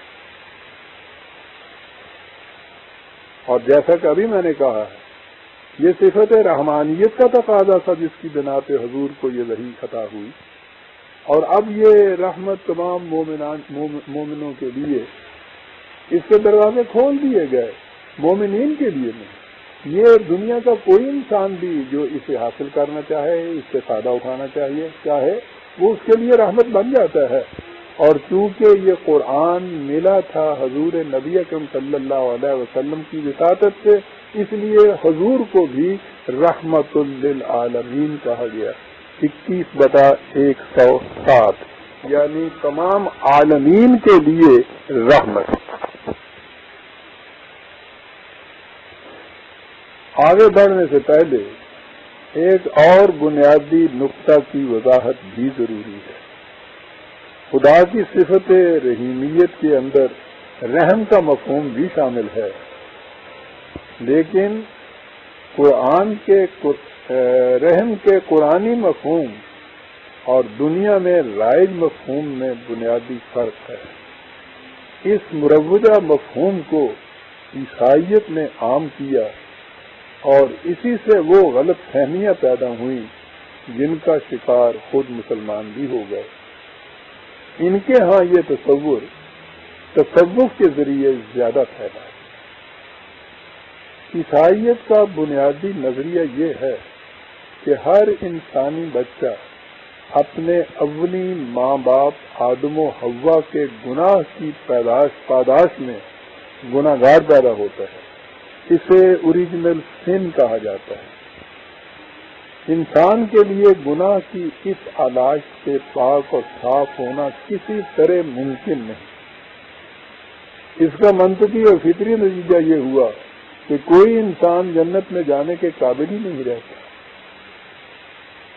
عیسائیت کا نظریہ یہ ہے کہ جب خدا نے بیچارے انسانوں کی حالت پر غور کیا تو اسے معاذ اللہ بڑا افسوس ہوا، اسے ان پر ترس آیا اور اس نے اپنے اکلوتے بیٹے کو دنیا میں بھیجا تاکہ مخالفین اسے صلیب دے دیں اور یوں اس کا خون انسانوں کے گناہوں کا کفارہ بن گیا۔ اس سے عیسائیت کا یہ عقیدہ عام ہوا کہ نجات کا مدار انسانی اعمال پر نہیں بلکہ خدا کے رحم پر ہے، جو اس نے اپنے بیٹے کو قربان کر کے صلیب پر چڑھا کے نوع انسانی پر کیا، اور یہ رحم ان لوگوں کو نصیب ہوتا ہے جو حضرت مسیح علیہ السلام کے کفارہ پر ایمان لائیں، اس بات پر ایمان لائیں کہ وہ ان کے گناہوں کے کفارے میں انہوں نے اپنی جان دے دی۔ انجیل کے عہد نامہ جدید میں سینٹ پال کے خطوط پڑھیے، ان میں اس عقیدے کو عام کیا گیا ہے۔ اس نے کہا ہے کہ تم کو ایمان کے وسیلے ہی سے نجات ملتی ہے، اور یہ تمہاری طرف سے نہیں، خدا کی بخشش ہے، اور نہ اعمال کے سبب سے ہے۔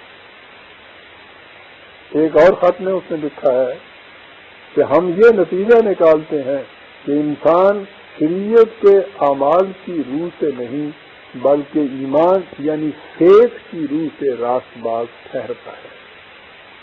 یہی وہ نظریہ ہے جس کی روح سے خدا کے متعلق عیسائیوں کا یہ عقیدہ ہے کہ گاڈ از مرسی یا گاڈ از لو، خدا محبت اور رحم کا مجسمہ ہے، اور یہی ہے وہ تصور جس کی روح سے قرآن مجید کے انگریزی تراجم میں رحمان اور رحیم کے لیے کمپیشنیٹ اور مرسیفل کے الفاظ آتے ہیں، یعنی رحم کرنے والا، ترس کرنے والا۔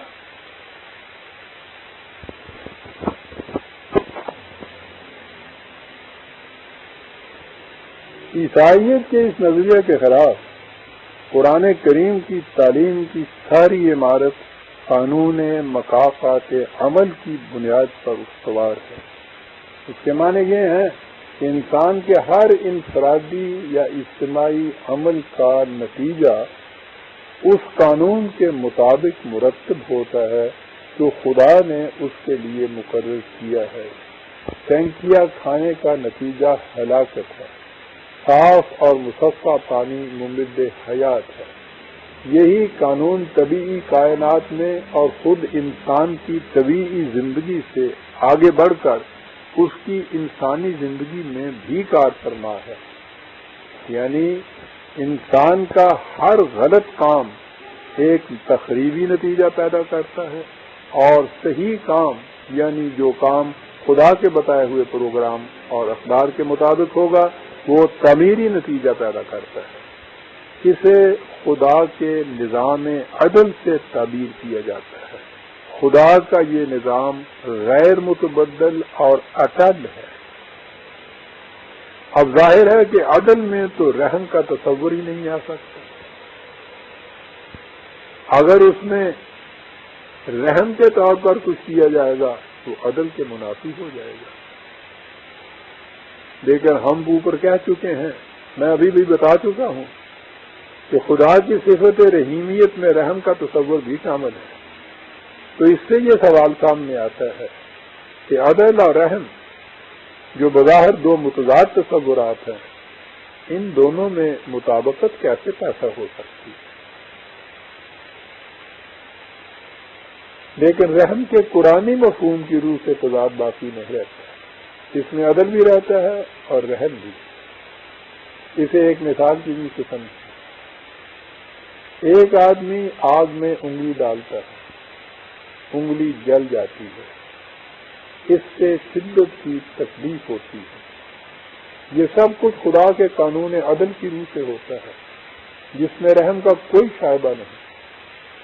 جو شخص بھی آگ میں انگلی ڈالے گا انگلی جلے گی، اسے درد ہوگا، تکلیف ہوگی۔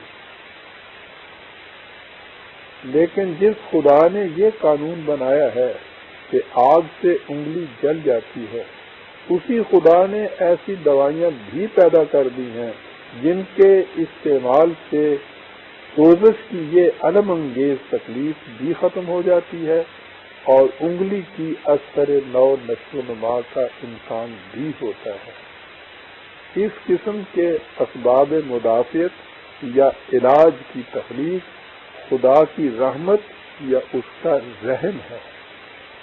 آپ نے دیکھا کہ رحم کے اس تصور میں قانون کا تصور کار فرما ہے، یعنی جس طرح خدا کا یہ قانون عدل ہے کہ آگ میں انگلی ڈالنے سے انگلی جل جاتی ہے، اسی طرح خدا کا یہ بھی قانون ہے کہ فلاں قسم کی دوائی لگانے سے انگلی اچھی ہو جاتی ہے۔ پہلا قانون عدل بھی ہر انسان کے لیے ہے، ہر زمانے کے لیے ہے، ہر قوم کے لیے ہے، ہر ملک کے لیے ہے، اور یہ دوسرا قانون جسے آپ قانون رحمت کہہ لیجئے، یعنی اس پہلے غلط کام کی وجہ سے جو تقریبی نتیجہ مرتب ہوا ہے اس کے ازالے کے لیے جو تجویز تدبیر خدا نے عطا فرمائی ہے، وہ بھی تمام دنیا کے انسانوں کے لیے، ہر قوم کے لیے، ہر شخص کے لیے، ہر زمانے کے لیے، ہر ملک میں انسانوں کے لیے یکساں طور پر آتی ہے۔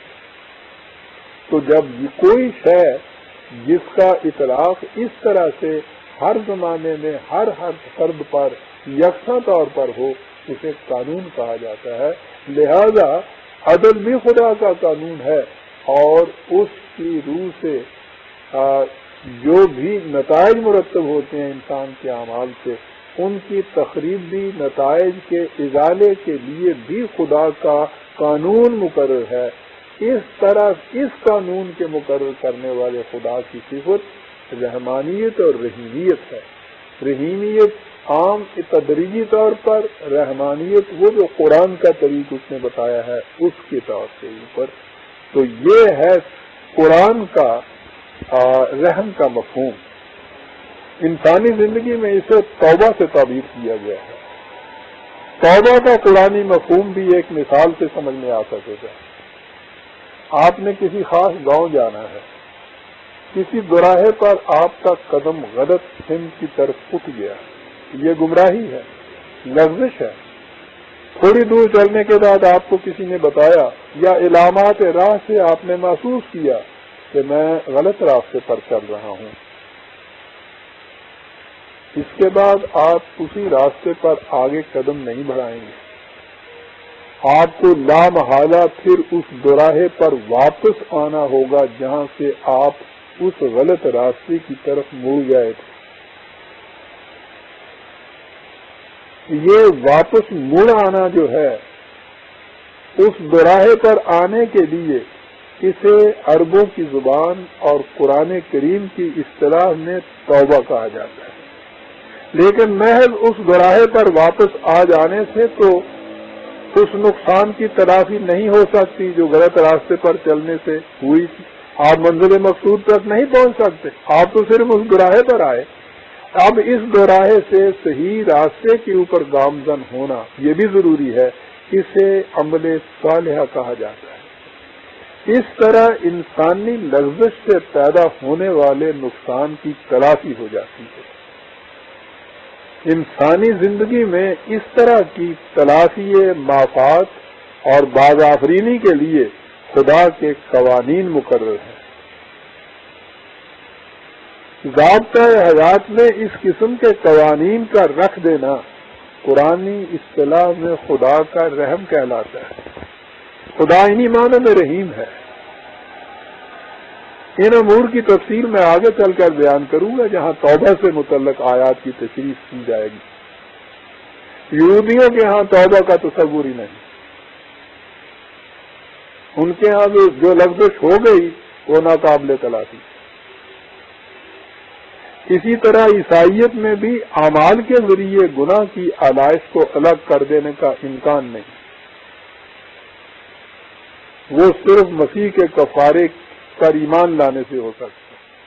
ہندو دھرم کی روح سے انسان اپنے سابقہ جنم کے کرموں یعنی اعمال کے نتیجے میں جس جون میں آ گیا، چوہا، کتا، سور، شودر وغیرہ، موجودہ جنم میں اس کا بدل لینا ناممکن ہے.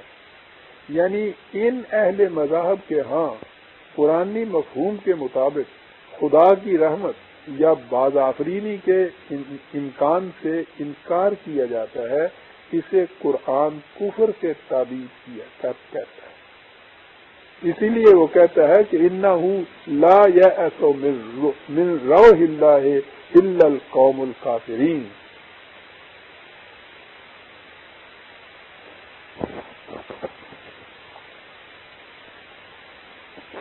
صلی اللہ علیہ وسلم کو مخاطب کر کے کہتا ہے کہ قل یا عبادی الذین اسرفوا علی انفسہم، اے رسول میرے ان بندوں کو جو اپنے آپ پر زیادتی کر بیٹھے ہوں، زندگی کے دوراہے سے غلط راستے کی طرف مڑ گئے ہوں، کہہ دو کہ لا تقنطوا من رحمت، وہ خدا کے قانون رحمت سے نا امید نہ ہوں.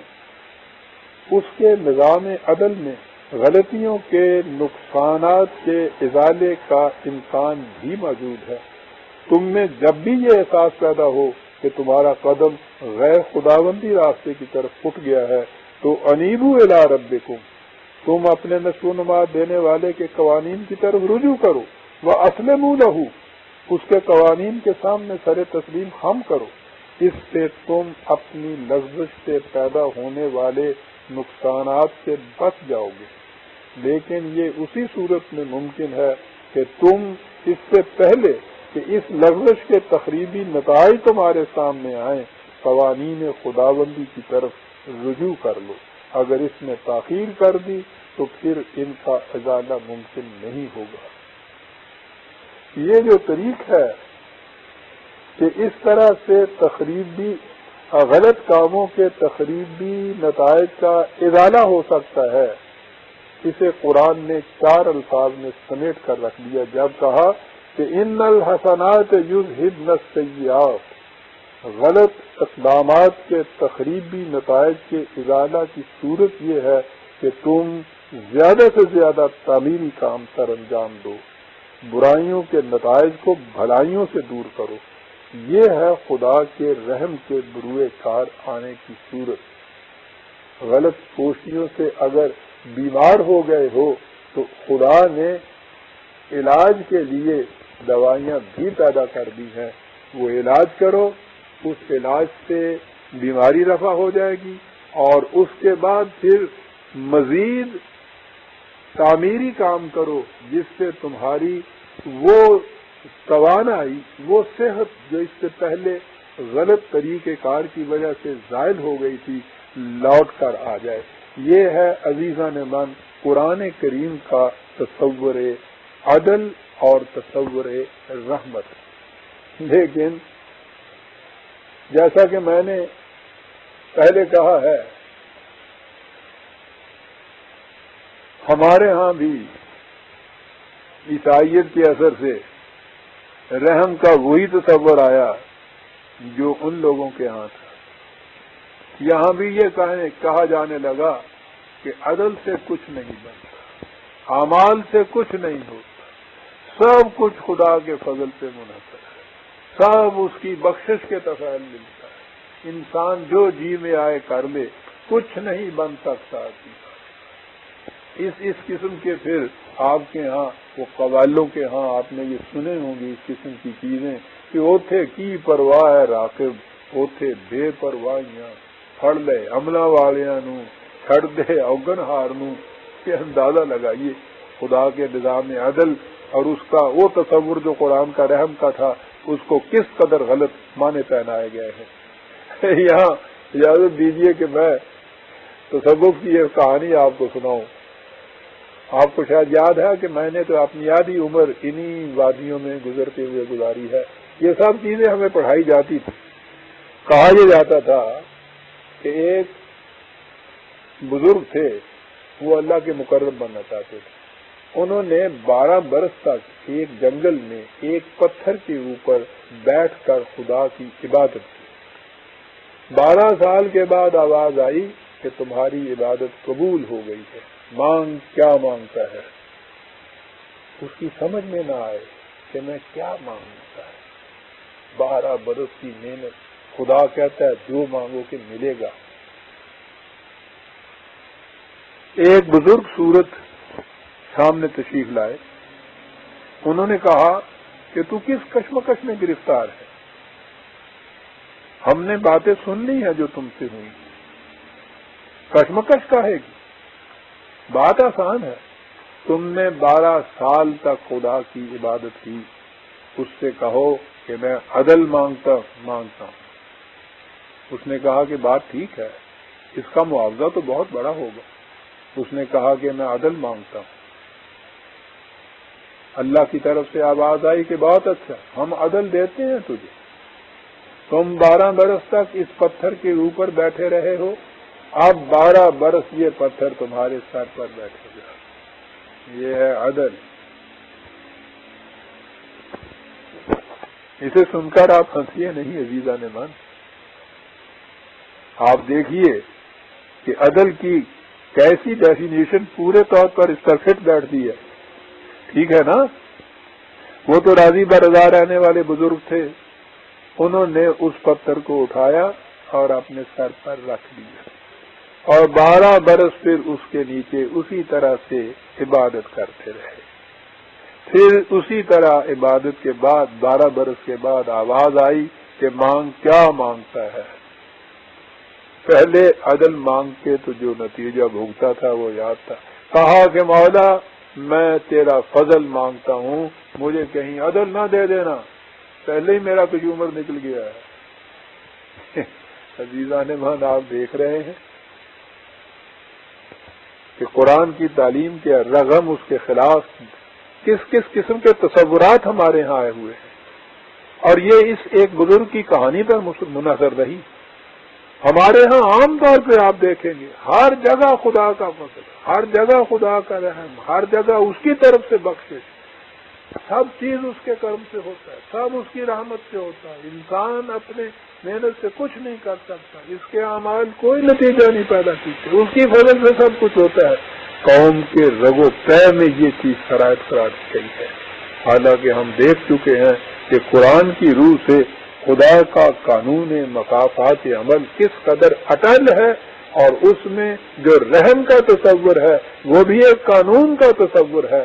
اس قانون کے اوپر عمل کرنا ہوگا، تو اس سے اس غلط کام کے نتیجے میں جو نقصان ہوا ہوگا اس کا ازالہ بھی ہو جائے گا اور مزید بعض آفرینی کے امکانات بھی روشن ہو جائیں گے۔ یہ ہے خدا کے مرسیفل ہونے کا تصور۔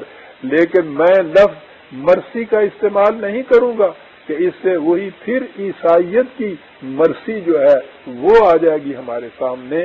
یہ خدا کا قانون مکافات عمل ہے اور اسے توبہ کہا جائے گا۔ توبہ کے معنی ہوں گے لوٹ کے پلٹ کے وہاں آ جانا جہاں سے قدم غلط راستے کی طرف اٹھے۔ جانے مان پہلے تو آپ بسم اللہ الرحمن الرحیم میں جو دو لفظ کے آئے ہیں ان کے متعلق دہرا لیجئے جو میں نے کہا تھا کہ بے کے معنی ہوتا ہے اس غرض اور مقصد کے لیے۔ اس کے معنی یہ ہوئے کہ قرآن میں جب یہ چیز آئے گی تو یہ ہوگا کہ جو کچھ اس کے بعد کہا گیا ہے اس کا مقصد اور اس کی غائب یہ ہے کہ خدا کی صفت رحمانیت اور رحیمیت کا ظہور ہو۔ اور جب ایک عبد مومن، ایک مسلمان کوئی کام بھی جو شروع کرنے والا ہے اس کے پہلے کہتا ہے کہ بسم اللہ الرحمن الرحیم، تو وہ اعلان یہ کرتا ہے کہ جو کچھ میں کرنے والا ہوں اس سے میرا کوئی اپنا ذاتی مقصد نہیں، تقریبی مقصد نہیں، اس کا مقصد یہ ہے کہ خدا کی صفت رحمانیت اور رحیمیت کا ظہور ہو جائے۔ اور اس کے بعد آ جائیے سورہ فاتحہ کی طرف کہ الحمدللہ رب العالمین الرحمن الرحیم، سزاوار حمدیت پوری کی پوری مکمل شکل کے اندر حمدیت جو ہے وہ اس ذات کے لیے ہے جو ہر طرح کے اقتدار کا مالک ہے، اور اس کا اقتدار تقریب کے لیے نہیں ہے، ربوبیت کے لیے ہے۔ اور اس کی ربوبیت جو ہے وہ کسی ایک فرد، ایک خاندان، ایک قوم، ایک ملک کے لیے نہیں، عالمین کے لیے ہے، پوری کائنات کے لیے ہے، تمام نوع انسانی کے لیے ہے۔ اور اس کی کیفیت یہ ہے کہ اس میں رحمانیت ہے، رحیمیت ہے، بلا مزد و معاوضہ ملتی ہے، جس چیز کی جس وقت ضرورت ہوتی ہے اس انداز سے اس وقت ملتی ہے، نہایت لطافت اور رحمت اور محبت سے یہ چیز ملتی ہے۔ اور اگر کبھی ہنگامی حالات ایسے آ جائیں کہ اس کی فوری ضرورت پڑے تو اس کی صفت رحمانیت جو ہے اس کا ظہور ہو جاتا ہے۔ قرآن اس کی صفت رحمانیت کا ظہور ہے۔ قرآن ذکر للعالمین ہے، خدا رب العالمین ہے، اس کا رسول رحمت للعالمین ہے، اور خدا نے یہ کہا ہے کہ میری رحمت تمام کائنات کو محیط ہے، اور اسی کے اندر نوع انسان بھی آ جاتی ہے، بشرطے کہ نوع انسانی خدا کی اس رحمت کو، کہ رحمت کے پروگرام کو جو قرآن کریم کے اندر ہے اسے اپنا لے۔ اور یہ بات کہ یہ خدا کا قانون عدل ہے، خدا کا قانون مکافات ہے جو اٹل ہے، اس کے لیے اگلے لفظ ہمارے سامنے آتے ہیں جو کہا کہ مالک یوم الدین، اسے ہم آئندہ درس میں لیں گے۔ عزیزان مان، ربنا تقبل منا انک انت السمیع العلیم۔